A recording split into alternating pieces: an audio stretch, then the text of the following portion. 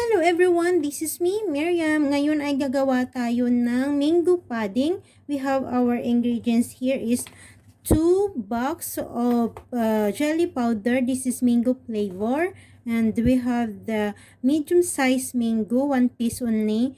Then we have milk. This is 500 ml na milk. So this is the 3 ingredients we've needed for our mango pudding. Super easy lang talaga siya, guys. So start na natin ang ating preparation. Let's cook with Miriam. We cook simple and easy Chinese and Filipino recipes. Please subscribe and hit the notification bell for more updates. First we have bowl. Then yung ating mango jelly powder ay ilalagay natin siya sa bowl.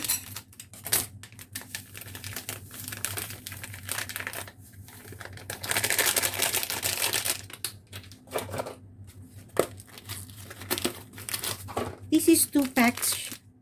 2 pack. Yun. Then, ang gagawin natin ay lalagyan natin siya ng hot water 225 ml para maluto siya.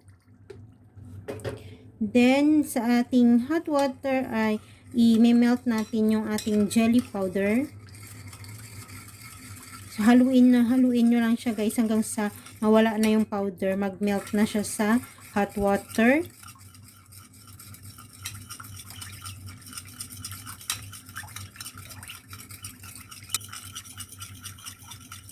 Yan, pag nag-melt na siya, set aside natin.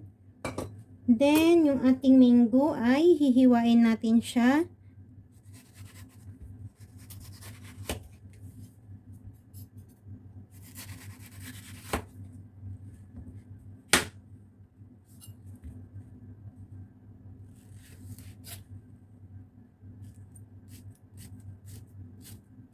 Kahit anong klase paghiwa, guys, okay lang. Basta mahiwa nyo lang siya ng maliliit. Yung ganito lang yung size niya. Yan. So, ilagay na natin siya dito sa lagayan o sa Tupperware.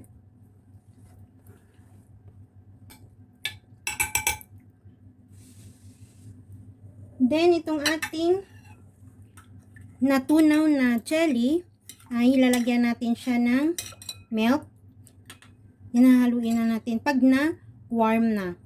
Pag nag-warm na ang ating jelly, ilagay na natin yung milk.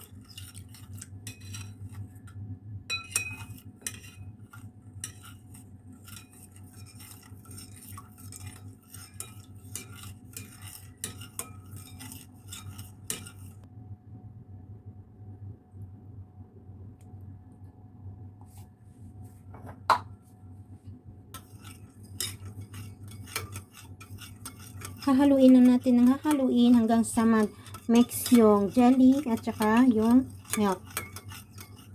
Yan, pag nahalo na, then transfer na natin siya sa ating mango.